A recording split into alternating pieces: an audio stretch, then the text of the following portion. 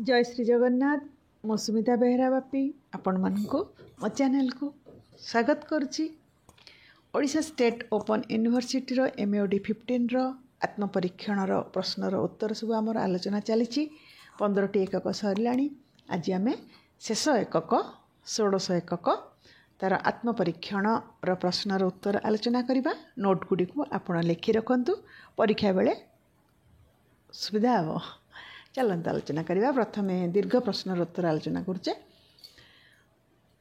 2 number क साहित्यिक संदर्भर विशेषता और विभिन्न उपस्थापन शैली संपर्क में आलोचना कर। उत्तर साहित्यिक संदर्भ गवेषणार एक मुख्य अंश जो पूर्वर होइथिबा गवेषणा और संशोधन साहित्य को विषयवस्तु भितर आनी गवेषणार मुख्य दिग और उद्देश्य को प्रकाश करता है।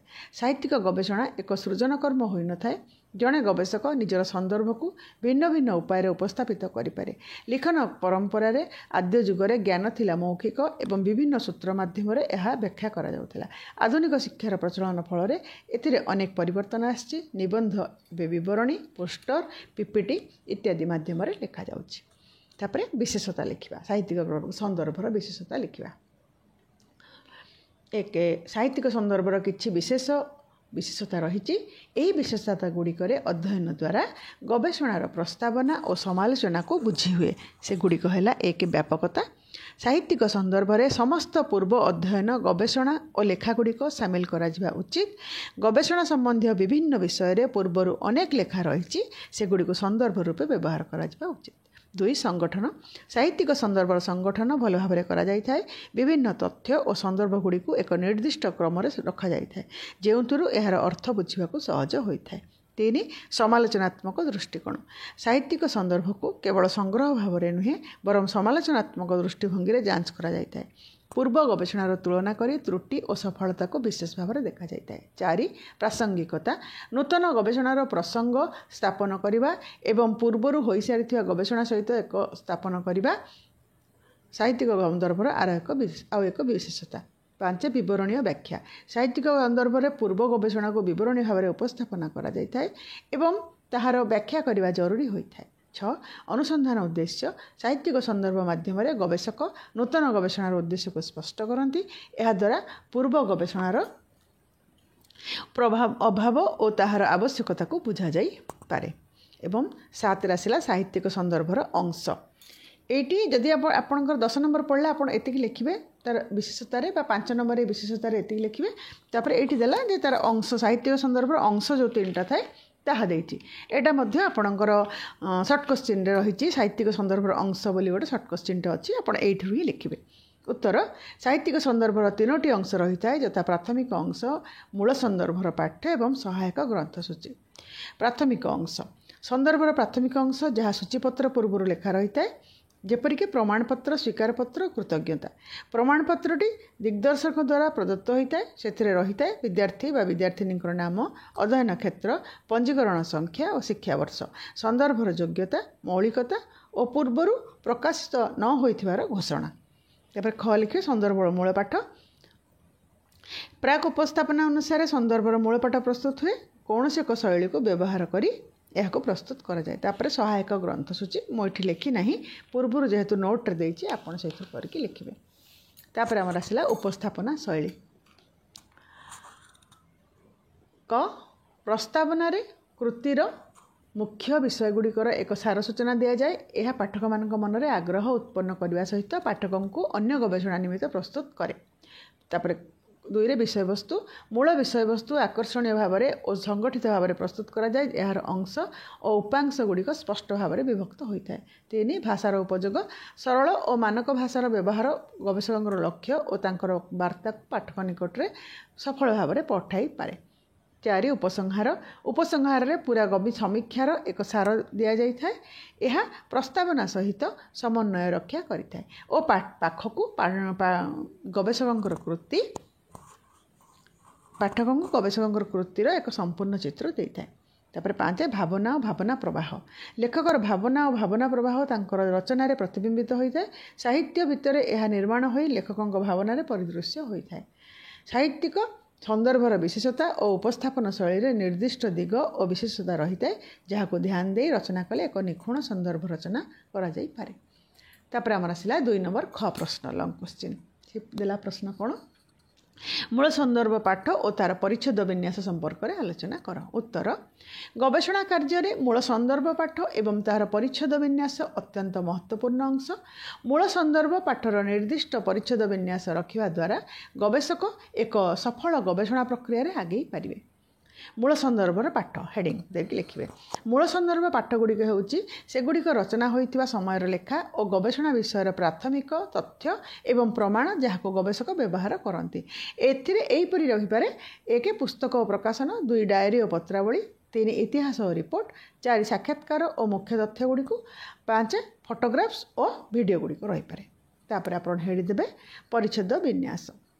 ମୂଳ ସନ୍ଦର୍ଭ ପରିଚ୍ଛେଦ ଗୋଟିଏ ଗବେଷଣା ନିବନ୍ଧର ଆରମ୍ଭିକ ଅଂଶ, ଯାହା ଗବେଷକଙ୍କର ପ୍ରତିପାଦିତ ବିଷୟବସ୍ତୁର ପ୍ରଥମ ଛାପ ଦେଇଥାଏ। ସଠିକ୍ ଭାବରେ ପରିଚ୍ଛେଦ ବିନ୍ୟାସ କରିବା ଏବଂ ତଥ୍ୟଗୁଡ଼ିକୁ ନିର୍ଦ୍ଦିଷ୍ଟ ଭାବରେ ଉପସ୍ଥାପନା କରିବା ଅତ୍ୟନ୍ତ ମହତ୍ତ୍ୱପୂର୍ଣ୍ଣ। ପରିଚ୍ଛେଦ ବିନ୍ୟାସର ମୁଖ୍ୟ ଅଂଶଗୁଡ଼ିକ ଦେଖିବା। ଶୀର୍ଷକ, ଗବେଷଣା ପାଇଁ ଏକ ସଂକ୍ଷିପ୍ତ ଓ ସ୍ପଷ୍ଟ ଶୀର୍ଷକ ଯାହା ଗବେଷଣାର ପ୍ରଥମ ଚିହ୍ନ ବା ଛାପ ହୋଇଥାଏ। ଶୀର୍ଷକ ଟିକିଏ ବଡ଼ ଓ ବୋଲ୍ଡ ଅକ୍ଷରରେ ଲେଖାଯାଇଥାଏ।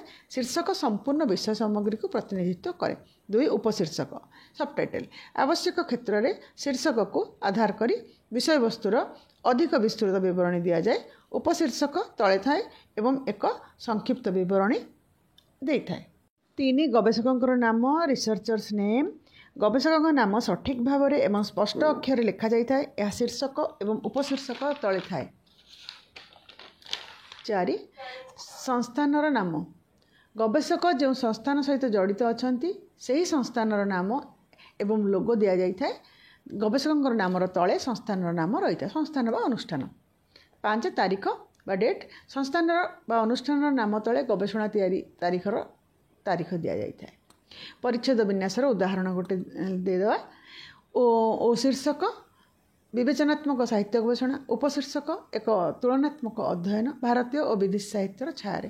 ଗବେଷକଙ୍କ ନାମ, ଧରନ୍ତୁ ଯାହା ବି ଗୋଟେ ନାମ ଆପଣ ଦେଇପାରିବେ। ସଂସ୍ଥାନର ନାମ ଆଉ ଲୋଗୋ, ଉତ୍କଳ ବିଶ୍ୱବିଦ୍ୟାଳୟ ବା ଓଡ଼ିଶା ଷ୍ଟେଟ୍ ଓପନ୍ ୟୁନିଭର୍ସିଟି, ଯାହା ବି ଆପଣ ଦେଇପାରିବେ। ତାରିଖ, ଯେକୌଣସି ତାରିଖ ଗୋଟେ ଦେଇପାରିବେ। ତାପରେ ପରିଚ୍ଛେଦର ବିନ୍ୟାସରେ ଗବେଷଣାର ଗୁଣବତ୍ତା ବଢ଼ିବା ସହିତ ଗବେଷକ ତାଙ୍କର ପ୍ରକଳ୍ପକୁ ସଫଳ ଭାବରେ ପ୍ରତିପାଦନ କରିପାରନ୍ତି। ଯଦି ଏଇଠି 15 ନମ୍ବରର ପଡ଼ିଲା ତେବେ ଆପଣଙ୍କ ବହିରେ ଯେଉଁ ନମୁନା ଦେଇଛି ସେ ନମୁନାରୁ ଗୋଟିଏ ଆପଣ ଲେଖିଦେଇପାରିବେ। ନମୁନାଟି ମୁଁ ଏଇଠି ନୋଟ୍ରେ ଦେଇନାହିଁ। ଯଦି 15 ଦେଲା ତାହେଲେ ଆପଣ ଲେଖିବେ। ତାପରେ ଆସିଲା ଆମର ସଂକ୍ଷିପ୍ତ ଉତ୍ତରମୂଳକ ପ୍ରଶ୍ନ। ଏଥିରେ ଗୁଡ଼େ ଅଛି। ଗବେଷଣା ବିବରଣୀର ବିଭିନ୍ନ ଶୈଳୀ। 1 ନମ୍ବର କ। ଉତ୍ତର, ଗବେଷଣା ବିବରଣୀର ଶୈଳୀ ଭିନ୍ନ ଭିନ୍ନ ଭାବରେ ଉପସ୍ଥାପିତ ହୋଇଥାଏ, ଯାହା ଗବେଷକଙ୍କର ବିଷୟବସ୍ତୁ ଓ ଉଦ୍ଦେଶ୍ୟ ଅନୁସାରେ ଭିନ୍ନ ଭିନ୍ନ ହୋଇପାରେ। ଉଭୟ ଦୃଶ୍ୟାତ୍ମକ ଓ ବର୍ଣ୍ଣନାତ୍ମକ ଶୈଳୀରେ ତାହା ଉପସ୍ଥାପିତ ହୋଇଥାଏ। ଲିଖନ ପରମ୍ପରାର ଆଦ୍ୟ ଯୁଗରେ ଏହା କିଛି ସୂତ୍ର ମାଧ୍ୟମରେ ଉପସ୍ଥାପିତ ହେଉଥିବା ସମୟରେ ଆଧୁନିକ ଶିକ୍ଷାର ପ୍ରଚଳନ ଫଳରେ ବର୍ତ୍ତମାନ ବିବରଣୀ ପୋଷ୍ଟର ପିପିଟି ମାଧ୍ୟମରେ ଲେଖାଯାଉଛି। ଯେହେତୁ ଆମର 2 ନମ୍ବର ରହୁଛି ସର୍ଟ କ୍ୱେଶ୍ଚିନ୍, ତେଣୁକରି ଅଳ୍ପ ଅଳ୍ପ ଲେଖାଯାଇଛି। ପିପିଟି କ'ଣ? ଖ ପ୍ରଶ୍ନ। ପିପିଟି ଅର୍ଥାତ୍ power point presentation for research report. ସେଇଟା ହେଲା କ'ଣ ନା ଗବେଷଣାର ପ୍ରମୁଖ ବିଷୟବସ୍ତୁକୁ ସଂକ୍ଷିପ୍ତ ଓ ଆକର୍ଷକ ଭାବରେ ଦର୍ଶକଙ୍କ ସମ୍ମୁଖରେ ପ୍ରଦର୍ଶନ କରିବାକୁ ସାହାଯ୍ୟ ଏହା କରିଥାଏ। ଏହାର ମୁଖ୍ୟ ଖଣ୍ଡ ବା କି ସେକ୍ସନ୍ସ ଗୁଡ଼ିକ ହେଲା ଶୀର୍ଷକ, ସ୍ଲାଇଡ୍, ପରିଚୟ ସାମଗ୍ରୀ ଏବଂ ପଦ୍ଧତି, ଫଳାଫଳ, ଆଲୋଚନା, ନିଷ୍କର୍ଷ, ଧନ୍ୟବାଦ, ପ୍ରଶ୍ନ ଉତ୍ତର ଇତ୍ୟାଦି। ତାପରେ ଗ ପ୍ରଶ୍ନ, ପୋଷ୍ଟର ଓ ପିପିଟି ମଧ୍ୟରେ ପାର୍ଥକ୍ୟ କ'ଣ? ଉପରେ ଆପଣ ପିପିଟି ତ ଲେଖିଲେ, ତାକୁ ଆପଣ ଦେଖିବେ। ପୋଷ୍ଟର ହେଉଛି ଗୋଟିଏ ପୃଷ୍ଠା ସମ୍ବଳିତ ସାଧାରଣ ବଡ଼ ଆକାରରେ ହୋଇଥାଏ। ଏଥିରେ ସୂଚନା ସହିତ ବିଷୟର ଧାରଣାକୁ ପ୍ରୋତ୍ସାହିତ କରିବା ପାଇଁ ମଧ୍ୟ ପରିକଳ୍ପିତ ହୋଇଥାଏ। ବିଶ୍ଳେଷଣାତ୍ମକ ତଥ୍ୟ ଓ ଅନେକ ପ୍ରକଳ୍ପର ବିଷୟ ମଧ୍ୟ ଏଥିରେ ଲେଖାଯାଇଥାଏ। ପିପିଟି ତଥ୍ୟ ଓ ବିଶ୍ଳେଷଣ ପାଇଁ ବ୍ୟବହାର ହୁଏ। ଏହା ବେଳେବେଳେ ଶ୍ରାବ୍ୟ ଉପାଦାନ ମାଧ୍ୟମରେ ମଧ୍ୟ ଉପସ୍ଥାପିତ ହୋଇପାରେ। ପିପିଟିରେ ତଥ୍ୟ ଉପସ୍ଥାପନ ପାଇଁ ଅନେକ ଗୁଡ଼ିଏ ସ୍ଲାଇଡ୍ ଗୋଟିଏ ପରେ ଗୋଟିଏ ଦେଖାଯାଇଥାଏ। ଏଠି ଉତ୍ତର, ଏଇଟା ଆପଣ କହିଦେଉଛି। ପୋଷ୍ଟରଟା ଗୋଟିଏ ପେପରରେ ଲେଖା ହେଇଥିବ ସବୁକିଛି, ଏବଂ ପିପିଟିଟା ହେଲା ସ୍ଲାଇଡ୍ ହେଇକରି ଗୋଟେ ପରେ ଗୋଟେ ପ୍ରେଜେଣ୍ଟେସନ୍ ଚାଲିଥିବ। ତାପରେ ଘ ପ୍ରଶ୍ନ ହେଲା ସାହିତ୍ୟିକ ସନ୍ଦର୍ଭରେ ଥିବା ଅଂଶମାନଙ୍କର ନାମ ଲେଖ। ତା ଉତ୍ତର ଦେଖନ୍ତୁ। ଯେଉଁ ପୂର୍ବରୁ ଆମ ସାହିତ୍ୟିକ ସନ୍ଦର୍ଭର ଅଂଶ ଯେଉଁ 3ଟା ଦେଇଥିଲା, ଆପଣ ସେ ପୂର୍ବ ପ୍ରଶ୍ନରୁ ଏଇଟା ଲେଖିଦେବେ। ତାପରେ ଓ ପ୍ରଶ୍ନ ହେଲା ମୂଳ ସନ୍ଦର୍ଭର ରଚନା ଶୈଳୀ।